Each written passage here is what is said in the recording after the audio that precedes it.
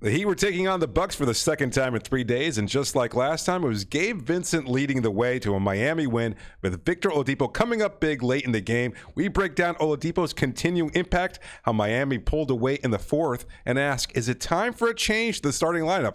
All that and more on today's Locked On Heat. You are Locked On Heat, your daily Miami Heat podcast.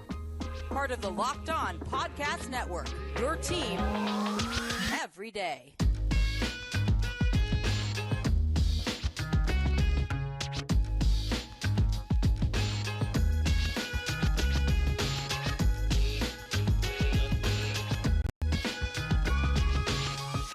All right, welcome to Locked On Heat, your daily podcast on the Miami Heat. I'm Wes Goldberg here with David Ramil, however you might be tuning in on YouTube, Odyssey, or your favorite podcast app. Thank you for making Locked On Heat your first listen every day. A Saturday afternoon edition for you, recording this after the Heat beat the Bucks 111-95. And just like Thursday, no Giannis or Chris Middleton for Milwaukee. Miami without Kyle Lowry and Tyler Herro again. But a quick look at how this one went down. The Heat got out to a 28-20 lead after the first quarter, and then took a 15-point lead in the second, but the Bucks cut the lead to 1 halfway through the third quarter. Then the Heat pulled away, again, led by 11 points from Victor Oladipo and 14 points from Bam Adebayo in the fourth quarter to help the Heat take their largest lead of the game at 20. Bam and Oladipo combining to score 16 of Miami's final 18 points, both of them finishing with 20 points in the game. Gabe Vincent had 27. The Heat have now won 12 of their last 17 games. David, got to be impressed by what we've seen from the Heat lately. Absolutely. I think what stood out to me in tonight's game, or today's game, I should say, not used to that, is just that the fact that Jimmy Butler didn't have to play a single second in the fourth quarter, that it was Miami's depth that continues to have a significant improvement. Just Gabe Vincent, of course, having 1 point shy of his career night that he set just the other day. Victor Oladipo coming up big. Bam having those moments late in the game. Guys like Haywood Highsmith stepping up, playing incredible defense. Jamal Cain providing some nice activity late in the game there. He was a big part of that third quarter, fourth quarter push when Miami was able to pull away from the Bucks and establish a lead and continue to build on it. So that was really, for me, the story of the game. But just overall, Miami seems to be finding much more comfortable rhythm. They're healthier. They're going to get Kyle Lowry and Tyler Herro back at some point soon. And once they do return, this could be the best version of the Miami Heat that we've seen all season. Yeah, look, I mean, it was an impressive win over Milwaukee, no doubt about it. These last two ones have been, but it's worth repeating again, they were without Giannis Antetokounmpo, who's obviously their best player, might be the best player in the NBA. And so they took care of business, and that's I tweeted this in the first quarter, and I feel the same way now after the game. This was a business-like win for the Miami Heat, right? Like, this was just one where you just couldn't screw around, and they didn't. You know, the Bucks made their last run in the third quarter there, Yep. and Miami just didn't. They let it get to 1 point, but they didn't give up the lead, and then they went on a push after that and ended up getting the win there. So. But these are the games they would have blown in the past. You know, when you're going up against a second team, or maybe backups and things of that sort. Maybe you're not playing them with the same level, the same intensity, and they just took care of business. To your point, the last 17 games, they've won 12 of those games. I don't want to do it, but I kind of have to do it. I kind of have to turd in the punch bowl here a little bit. Just looking at the schedule. I'm going to do it, and then I'm going to follow that up with a big but, okay? But just let me do the bad part first, okay? So these last 12 wins, you beat Oklahoma City twice. You beat Houston, you beat the Spurs, and you beat Minnesota, all bad teams. You played the Lakers twice without LeBron James in any of those contests. You beat the Clippers without Kawhi. You needed a buzzer beater in Utah to beat the Jazz. You played a Phoenix Suns team that was missing all of their good players. You get 2 wins against the Giannis-less Milwaukee Bucks. So the schedule has been favorable for Miami, so that's worth repeating. The losses were against Chicago, Indiana, Denver, and Brooklyn, the 4 best teams during that stretch. You lost to all 4 of them. That said, they won the games that they had to win. To your point, these are a lot of games that they were losing earlier in the season. They were without a lot of their guys for big stretches of that stretch. And then during those 17 games, the Heat have the 7th best point differential in the NBA, outscoring teams by an average of 3.5 points, which would be one of the best point differentials on balance for the season. And their shooting is starting to trend in a better direction. Just tonight, by the way, worth mentioning that they made 50% of their threes, 11 of 22 from three-point range, 51.7% overall from the field. So Have they taken advantage of a soft schedule and some injuries to opponents? Yes, they have. But they're playing better. They're winning games that they didn't before. And this is also not a team that was among the top teams in the league. They were below 500 and things like this. How do you get over to 500? They're 4 games over 500 for the first time all season. This is the best they've looked all season. How do you do that? You take care of business. You beat the teams that are in front of you. Yeah, absolutely. Look, I have no concerns about the schedule. I know it seems that way, but you're supposed to take advantage of these games. And look, with as much parity as there has been around the league this year, it doesn't really matter. A win is a win. It's a quality win. They played Brooklyn well. They played the Lakers well. LeBron James was in one of those contests, and he played a heck of a game that night, though. But otherwise, though, I still think they've been competitive. They were competitive against the Nuggets. They're trying their best, considering the injuries, the changing lineups, the fact that players have been in and out of games, even dealing with some internal turmoil with Dwayne Dedmon getting suspended for one game and things of that sort. So they've handled these things. They continue to, I keep coming back to them finding their identity, weathering the storm of these early injuries, and just continuing to improve, show incremental growth throughout the course of the season. I'm taking all of this as positive steps, to be 100% honest. I want to go. You said something interesting before where it feels like the depth is starting to round into form. Given that the Heat were able to do this, Gabe Vincent, 27 points, tying his previous career high. His career high now is 28 points. He scored that the last time the team played the Bucks on Thursday night. So are you seeing sort of how these guys have played during these absences? You're kind of like projecting forward when everybody gets back. You're bullish on what the bench is going to look like? Absolutely. I think there's going to be some adjustment process there, as there always is. Gabe's minutes are going to get cut once Lowry returns to the lineup. I think that's something we'll talk about a little bit later. But you're going to see Victor Oladipo playing a different role again with Lowry returning to the lineup. But at the same time, this confidence, the comfort level, the rhythm that these players are getting into, it all bodes well. It all will mesh. I think it's all going to be a positive factor. We've seen it before. When guys step up, it reminds me a lot of like the best parts of last season when you had guys in and out of the lineup and you had these role players stepping up unexpectedly. Guys like Vincent, guys like Strus, others stepping up. That's what we're seeing now. And I think Victor Oladipo continues to show incredible progress. His fourth quarter, look, he started off really shaky in the first. I think it was an early start. Maybe that played a factor. But as the game went on, he just looked so much more decisive, precise in what he was trying to do, working the two-man game with Bam Adebayo to perfection, dumping those passes to him for two incredible dunks in the fourth quarter. I mentioned before, I forget what the numbers are already. It was 14 or 16 of their final 18 points in the game came from Victor Oladipo and Bam Adebayo. What I didn't mention was the points that Victor Oladipo wasn't scoring, that Bam was scoring. Victor Oladipo was assisting Bam, and vice versa. Bam was finding Vic too. That two-man game is what carried Miami in those final few minutes, and it was Gabe Vincent who basically carried Miami through the first two and a half quarters, and was a big part of their offense. Let's just get right into credit cookies here then. Yeah, absolutely. All right. So I think it's pretty clear that we have to give some credit cookies to Gabe, to Bam, to Vic, and we'll hold off on the surprise one there. We'll give you a surprise one after that. But Gabe Vincent, Bam Adebayo, Victor Oladipo. Let's just talk about Gabe Vincent a little bit more. 27 points tonight, 11 of 14 overall, 5 of 8 from three-point range, 3 rebounds, 2 assists, had 5 steals in the game. Yeah. Just 2 turnovers. Incredible game from him. He has been over the last 2 games, he's just got the Milwaukee Bucks number, whatever. I know, no Chris Middleton, no Giannis. I don't care. Gabe Vincent looks awesome. The injuries that had hindered him earlier in the season, he said it after the game tonight when asked about it. He feels good. You look at him on the court, you're not getting the sense that he's as hobbled as he once was. I'm not saying that Gabe is going to be going out scoring 28, 27 points every single night, but if he can give you this kind of scoring in pockets throughout games, throughout the season, that's going to change a lot of what Miami's rotation looks like, what their bench looks like. We'll get to the Victor Oladipo thing and his emergence also, which has been a continued story over the last week and a half or 2 weeks or so.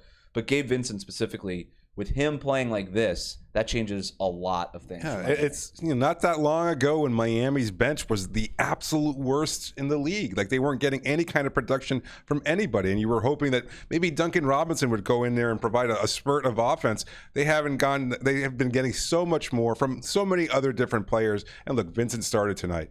he kind of dismissed the fact that his production, 56 points over the last 2 games, as just being in some sort of rhythm. I don't know. I don't know if there was anything specific there. Again, he was being guarded by Javon Carter, Drew Holiday, who was an excellent defender, and he was able to take both of them, take advantage of them, getting up great shots. Like he hit his first shot in the first quarter, and he looked like he was in this comfort zone right there. I wrote down in my notes, he's feeling it, because he absolutely was. 21 of his 27 points in the first half, and then late in the game, stepping up with a couple big baskets here and there. The offense kind of went away from him in the third quarter as Jimmy tried to dominate a little bit and get his points up. And then once Gabe came back in the fourth quarter, he was a positive factor, again, playing alongside Bam. And then it was the Bam and Vic show at that point. That's right. Which is fine. That's right. Good with that. That's right. He's been the thing that really surprised me and impressed me about Gabe Vincent, this was last year, a lot of his points would come off of catch and shoot, off the ball kind of stuff like that. Jimmy driving, Bam driving, Tyler driving, Kyle driving, and then just kicking out to Gabe. Tonight, that wasn't the case. Obviously, no Kyle Lowry or Tyler Herro to create open looks for him, but also he was just doing it from everywhere. Pull-up jumpers in the mid-range, stop and pops for three-pointers in transition, steals and scores, getting to the basket, like fadeaways. He falling away three-pointer from the corner at one point in the game. I mean, he was doing it from all the different spots on the court. And I asked Spo about this after the game, and when they first brought in Gabe Vincent, they brought him in. Gabe coming into their program was a 2-guard, a scoring guard. Yeah, I remember. I was there for his first ever practice, and I remember the hype about him was that he was this great 3-point shooter, and then, of course, he didn't wind up hitting a 3-pointer for the next year and a half, it seemed. Yeah. And so Miami started pushing his development towards being a 1, sort of an on-the-ball offensive guy who can create shots for people, facilitate offense, and then be on the ball defensively at the point of attack. He's obviously doing that at the point of attack. Although he 5 steals tonight. But it feels like he's starting to go more towards that off-ball stuff, that scoring thing. And by the way, I think the Heat need that. Yeah. In that second unit, he has great chemistry with Victor Oladipo. Vic is more of the on-ball guy, running pick and roll with Bam. And Gabe's sort of finding his spots on the floor. I like the balance. And going back to your earlier point, what we're starting to see this bench round out into, this second unit, is turning into something. If it's Gabe Vincent, Victor Oladipo sort of anchoring that second unit in the backcourt, that's a real identity that this bench did not have in the past. Is this going to continue to be the bench? I don't know. We'll talk about that here in a second when we get to our listener questions. In terms of cookies for Gabe Vincent, by the way, do you have a specific kind of cookie that we should give out on a Saturday afternoon? What's a good Saturday cookie? Oh, like a tea cookie or something like that? Ooh, yeah, okay. So we're like crumpets or something? Is that what they call them? Yes. Some crumpets. All right, crumpets. 3 crumpets for Gabe. 3? 3 crumpets. 6. Yeah, that works. We're going to give 3 to Bam. We're going to give 3 to Vic. Yeah, I think that's fair. That gives us 1 left over. Anything we want to say more about Victor Oladipo and Gabe Vincent, by the way, going back to that 2-man game, 8 steals between them. Yeah, I'm glad you brought up that chemistry, too, because I was a little surprised to see, even when Gabe Vincent was there in the game, they were giving the ball to Oladipo to have him bring it up and kind of set the offense into place, and then letting Gabe kind of run off screens, find his footing or get to his place wherever he wanted to be, and then Oladipo doing a good job of either driving to the rim and kicking it out to a wide open Gabe Vincent or something along those lines. But it was incredible to see that kind of chemistry there between those two. It's an undersized backcourt. It is. But at the same time, it works. At least it worked tonight. And again, it gets good defensive players. Vic's big and strong. And Gabe's stronger than, pound for pound. He's probably one of the stronger guys on the Heat. He can handle himself defensively. Yeah. But offensively, I worried about them being able to get their shots off because they're somewhat undersized. But Oladipo, quick enough. He's got that burst. Both of them have their burst, right? With Gabe, Gabe's not as bursty as his timing has been really good, though, Vincent. Like he's just crafty. Yes, he is. He puts the ball down, he swings it, he waits for that kind of one little split-second seam in a defender to either put their hand down and he's gone, and he gets to the basket and he puts up that nice floater he's been working on since he joined the team's development program. Hit a bunch of floaters tonight against Milwaukee's drop coverage. I like Spo calling Tyler Herro, who didn't play tonight, the drop killer. Yeah. But then going so far as to say, everybody's been able to find their spots against the drop, whether it's Bam, who's really developed in that regard, especially this season, Gabe Vincent showing flashes of that tonight and on Thursday against Milwaukee. Here's my theory about why it is that Vic and Gabe work so well together, though, because you would think, all right, well, you're kind of pushing Gabe towards being an on-ball guy offensively. Vic, obviously, former All-NBA, All-Star guy, wants to prove that he could still be a top-level scorer in the NBA. He's going to want the ball in his hands. Yep. If anything, they should clash, right? That should not work, theoretically. But I think it works because Vic wants to be that guy I don't think Gabe does want to be that guy. I think Gabe likes kind of being the shooting guard where Vic wants to control the ball on offense. And I think Gabe almost relishes in the let Vic run stuff and then I can tack the weak side. I could tack off the, off a bent defense and do all that kind of stuff. So I think Victor Oladipo, we've said this time and time again, when he is playing like this, and he has been playing like this for a while now. I mean, he is not fully back, but he's as good as he has been in a Miami Heat uniform. Oh, without a doubt.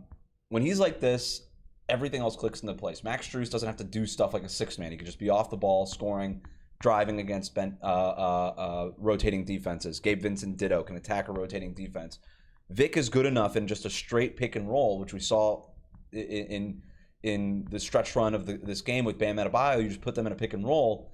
It's not Tyler Herro Bam-esque yet because they have so much chemistry, but it's a lot better than I thought it would be at this point in sort of their relationship. So that's been huge. I'm glad that you brought that up. Look, we're so convinced or brainwashed or programmed, rather, that's the right word, I think, to think of players in certain positions. And Oladipo earlier in his career in Orlando kind of stuck because he's somewhat of a tweener, a little bit undersized. They're playing him at the point guard. He wasn't quite ready for that role. In Indiana, he had the ball in his hands. He was the one who was initiating offense, dumping it off to different players, spraying it out to the players on the perimeter, and that's where he's most effective. Didn't Orlando try him at point guard at the beginning of his career too? Yeah, absolutely.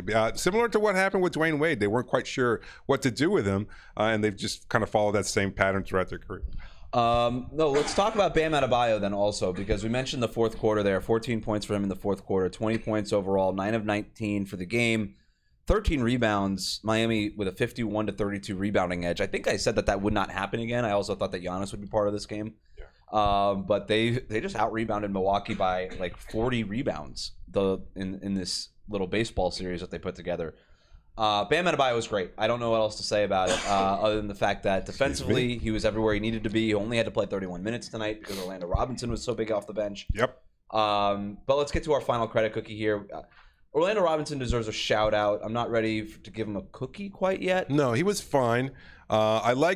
He was tough out there. Like you pointed it out that he held his own as far as his footing and things of that sort. He wasn't backing down from Brook Lopez. Wasn't getting moved off his spot. Had some really big rebounds down the stretch. Got into it with Joe Ingles too. So I thought that was a little interesting. I thought there was going to be a little kerfuffle there at some point between those two. Ingles, a noted kind of instigator and things, I thought there was going to be a little bit of a fight there, and it turned out that Orlando was able to keep his composure, be effective in his limited minutes, and that's all you really need. And getting the nod over Dwayne Dedmon, who was not suspended and active tonight.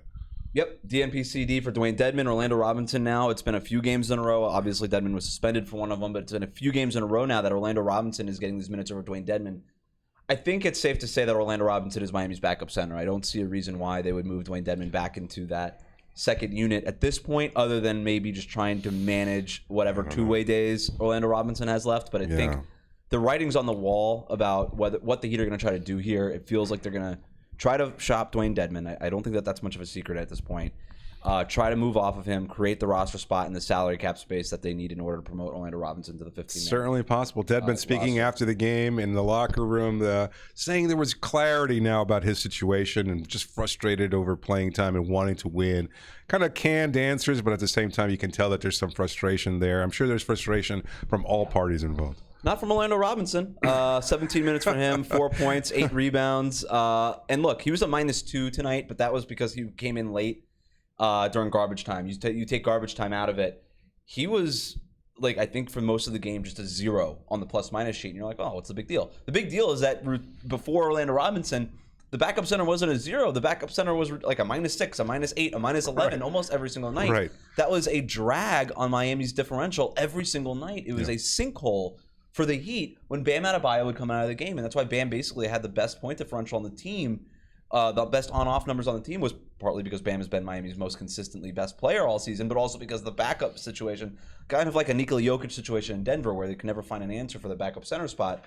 That was sort of the case for Miami. Orlando Robinson locked it down tonight, and you hope that he can continue to do that. And still, as much as we talk about him, we didn't still not getting a cookie though. Haywood Highsmith is getting our 10th and final. That's right. Credit cookie. The stats are fine. 8 points, 3 of 4 shooting, made both of his 3-point shots, 7 rebounds. Yeah, the 2 stat line assists. doesn't reflect his impact. It does not. Look, we talked about this in the preseason, and again, it's a preseason. You're not sure what you're going to get out of a player consistently, but his level of activity on closeouts, doing little things, just especially in the zone. He's so good at holding down the middle, protecting the paint, and then closing out to a perimeter shooter. Really, really, really effective. Again, it might not result in a turnover, might not result in a steal, but he's just doing a little bit of everything, bringing the ball up, helping initiate offense. I talked to him after the game. He says he likes to bring a playmaking element that wasn't there from the position last year, bringing his own version of PJ Tucker, but a little bit different in his own inimitable style. So I like that he has that kind of confidence to compare himself to a noted veteran like PJ, and at the same time saying, just like Caleb Martin, I'm doing my own thing. I'm bringing my own flash to it. And he was great. 26 minutes tonight, really, really effective as a starter. I'm not sure if that's something that's sustainable, but at the same time, he's making a positive impact and has for a few games. He reminds me of like what Najee Marshall is for the New Orleans Pelicans. Just a guy that can walk in, play a couple different spots for you. It's not going to be a big drag on your overall performance, what the team wants to do. He just fits in. He just does what he needs to do. Right. I'm glad you brought up the PJ Tucker thing again, because he's been on our show a couple times and has said it every time. He's like, he wants to be basically PJ Tucker. Makes sense. He's 6'6" to 6'8", depending on where you look. 6'5". He's got really, really long arms that he uses a lot, sometimes to his detriment. Tonight, not so bad. Only 2 fouls in 26 minutes, so not bad. No, yeah. What really stands out to me is just how involved he is in the dribble handoff stuff. Playmaking, you hear what you said, playmaking. That's not him running pick and roll. He's not doing that. When he's talking about playmaking, he's talking about, hey, let me get the ball in the corner, flare up, get into, on the same side of a shooter like Strus or Gabe Vincent, flow right into a dribble handoff, and he's so good at it. And you just feel like, okay, if you're 6'5" or taller on the Miami Heat, they're going to just teach you how to do the dribble handoff thing. That's just going to be part of your pre-practice diet at this point. So Highsmith was awesome. Let's get to some of our listener questions. This one comes from Mark. Of course, you can always send in these questions. Reach out to us on Twitter at LockedOnHeat and use that hashtag AskLHeat. You can email us lockedonheat@gmail.com. This one comes from Mark. Does it say something that the Heat are playing their best basketball of the year without Kyle Lowry or Dwayne Dedmon? It seems like the odd men out, if I'm being honest. Yeah, I'm not sure. I think it's just kind of a lot of different things playing at the same time. The fact that Lowry is out, I can't say that he's to blame for Miami's struggles early on, because I think he was mostly effective in his role, even if he wasn't as productive as the Heat coaching staff and Heat fans would like him to be. It's also, I think, a byproduct of players getting healthy. Again, we're seeing Gabe Vincent playing his best basketball of the season, maybe even the best of his career at the NBA level. And given that, I think that you can't just dismiss that kind of production and say it's because Lowry and Dedmon haven't been playing much. You're getting impacts from Haywood Highsmith. You're getting impact again from the center position, Orlando Robinson. I think if anything, maybe that's more reflective of Dedmon not playing as much because, as you pointed out, his injury, the fact that he's been somewhat slow, that he's been somewhat sluggish all season long, was a detriment, a negative, and the point differential there. So I think that's certainly an effect there. But otherwise, I can't say that. I think it's more a byproduct of players on the bench playing well, finding their roles, being healthy at just the right time, rather than just saying Lowry and Dedmon are in the lineup. They're 6-4 during this stretch when Kyle Lowry has played this 12-5 stretch over the last 17 games. So it's not as if they are winning without Kyle Lowry and only without Kyle Lowry. Right. They're winning when Kyle Lowry is also part of this program. So he's only missed the last couple games. He missed. This is I'm sorry. Third straight game. I think. Third straight game he's missed, and then he missed 4 previous ones during this span. But again, in the games that he's played, the Heat have mostly won those games at roughly the same rate. So, look, to go to the question, does it say something? In terms of Dedmon, yeah, it does. Orlando Robinson is better than Dwayne Dedmon. He's the backup center ostensibly at this point, so yes. But in terms of the Kyle Lowry question, does it say something? I don't know. I don't really know if it says something. I'll say this.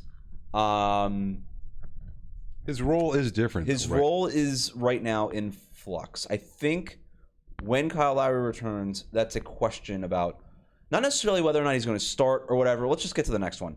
Kevin writes in, start Victor Oladipo and bench Kyle Lowry or no? Okay. Well, I think it's pretty obvious that Lowry's not going to come to the bench. He's not going to. He's too proven a veteran. I don't think he's going to accept that role. He wouldn't be happy. I think he would rather not play at all than come off the bench. Well, that's my thing. Is if Kyle Lowry loses his starting spot, it's not because it's not on the Miami Heat. It's not going to be because he is now coming off the bench. It's going to be because he's no longer on the team. Right. That's what I think. I'm not That is not me saying that he's not going to be on the team. You're not reporting it, yeah. If it happens where Kyle Lowry is no longer part of the starting five, that's going to be why it happens. Also, in terms of starting Victor Oladipo, I think Eric Spoelstra has been pretty reluctant to do that. They have outlined a very clear and defined role for Victor Oladipo. And let's remember, last year at the end, Victor Oladipo's biggest frustration was what? That he did not have a clear and defined role. He has not been shy about the fact that he wants to be a starter. He views himself as a starter. Yep. That's fine. He should say that. There's no reason why he shouldn't say that. It also hasn't mattered necessarily in terms of his approach, in terms of his buy-in to what it is that his team and the Miami Heat are doing, in terms of his buy-in to trying to contribute to winning basketball. That is not impact. He wants to be a starter, and that's okay. It's just like Tyler Herro wanting to be a starter last year, and what did he do? He went out and won Sixth Man of the Year. Victor Oladipo keeps playing like this, by the way. He could be in the running for Sixth Man of the Year. Absolutely. So I think there's two parts to this. Is okay, do you want more production out of Kyle Lowry? Do you need to figure out how it is that he works with the starting lineup? And in general, yeah, you do. But you've also really worked this out where you have now a clear and defined role for Victor Oladipo that he is thriving in. And I don't see a reason, just because you're playing really well. I say this all the time, Miami Heat. This is why you can't have nice things sometimes. Things are going well, and you're like, well, let's just change it and do more of this. Just let it be good. They've won 12 of their last 17 games. Victor Oladipo's been come off the bench for every single one of those. You could argue he was the most impactful player tonight, and he came off the bench. He led the fourth quarter comeback. Jimmy Butler didn't have to play because Oladipo was so effective, and that's.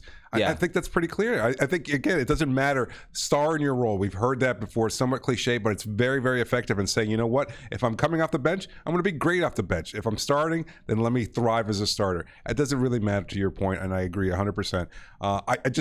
Look, we've seen production from Gabe Vincent, production from Victor Oladipo at the ostensible point guard or point guard-ish type position. Can we expect that level of productivity from Kyle Lowry? Is that what the hope is for him once he does return to health? I think he just needs to make shots.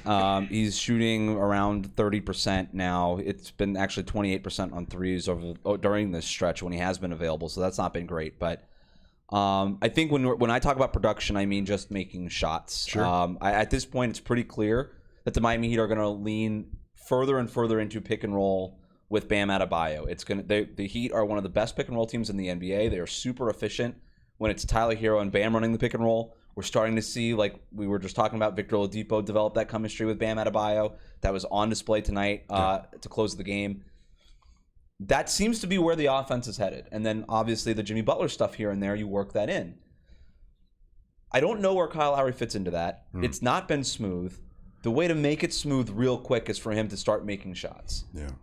And by the way, the hit ahead passes, all that stuff, like that could still be there. You could still take the ball out of bounds and find those little and create those 4 to 6 points that he usually does. And then you add that to maybe starting to make some of those shots. And that's a really valuable player in what it is that the Miami Heat are already doing. The big question is whether or not he can make those shots and whether or not he wants to play that kind of role. And that's why I say that position is in flux. You mentioned closing before, and that's our next question. This one comes from TZA Mac. Victor Oladipo should always definitely be in the closing lineup with Bam and Jimmy. Who should be the other two closers if everybody is healthy? So it's Victor Oladipo, Bam Adebayo, Jimmy Butler. Victor Oladipo, if he's not starting games, if he's playing like this, he will be closing games, especially if he's playing defensively the way he is, on the ball, creating turnovers in the clutch. Those are really, really important kind of plays. Steal obviously equals a stop, and then you create easy offense, which has been Miami's problem, is creating more opportunities for easy offense. So if he's doing that, he's invaluable. You pair him with Bam and Jimmy, obviously you put them in pen to close games. Jimmy Butler, by the way, 26 and a half minutes tonight where he did not have to close because it was a blowout. But who's the fourth and fifth player there? Tyler Herro has to be a part of it. His Absolutely. clutch shot making, you have to have that. Plus his spacing next to Victor, Bam, and Jimmy. You need Tyler Herro there. Right. Yeah, I know. Absolutely. I agree. And I think the fifth player is still Kyle Lowry at this point. I think Heat fans might not agree. I know that kind of puts Caleb Martin out of that closing lineup, but either way, right now, I think they're going with Lowry, and they're going to continue to go with him unless he is traded or reduced his role, which will eventually lead to a trade. Caleb Martin's dealing with a quad injury here, so he has sort of been hobbled even before he was missing games with the quad injury. He was active tonight. Listed as active. Yeah. But did not play. It was very, very weird. He sort of a late scratch kind of. They were kind of going into it trying to figure it out. But obviously that shows progress and that he should be back sooner rather than later. Yes. But even when he does come back, you want him to be fully healthy. I'd say just let him rest as long as possible because like I said, when he was just trying to play through this, he wasn't playing all that well. Like the shot wasn't going in, he wasn't getting the same arc on the jumper, things like that. So the other option would be Max Strus, but he hasn't been like awesome. Yeah. Like I don't think he's like Max Strus is. He went 2 of 7 tonight from 3-point range, made some shots, scored 10 points. He's been okay. He's been better recently, I should say that, but I don't know that he's done so much where you're thinking about him in terms of being in the closing lineup. Yeah. So I think it's still Kyle Lowry, and you know what? That's a pretty good switch everything closing lineup. Tyler Herro, maybe the one sort of weak point that an opponent can sort of poke at, but he's been so much better defensively in that regard this year that it's not like what it was in the playoffs and in the regular season last season either. So that's to me what the closing lineup probably looks like right now. All right, that'll do it for today's show. Thanks to everybody who sent in questions. Thanks to everybody who tuned in here on a weekend. The Miami Heat improving to 24-20, 4 games over 500. 2 wins against the Milwaukee Bucks. These, by the way, could be big wins in terms of playoff positioning, possibly, Absolutely. Depending on where it is that Milwaukee falls. Milwaukee's down to 27-16, and they haven't been awesome since their 9-0 start. So this could end up coming into play, but a lot of season to be played still. Thanks again for making Locked On Heat your first listen every day. Remember to subscribe to new episodes of Locked On Heat on your favorite podcast app and on YouTube. Ring the bell to get notified as soon as new episodes go up. Now make your second listen game-to-game NBA every moment. Every top performance, every result, Locked On Game to Game covers every game from across the NBA with local analysis that only Locked On can deliver. Follow Game to Game on the Locked On NBA feed, available on the Odyssey app, YouTube, wherever you get your podcasts. We will be back here after Monday's game, Martin Luther King Day, Monday in Atlanta. We'll be back with another show after that. In the meantime, have a great weekend. Thanks for joining me, David. Absolutely.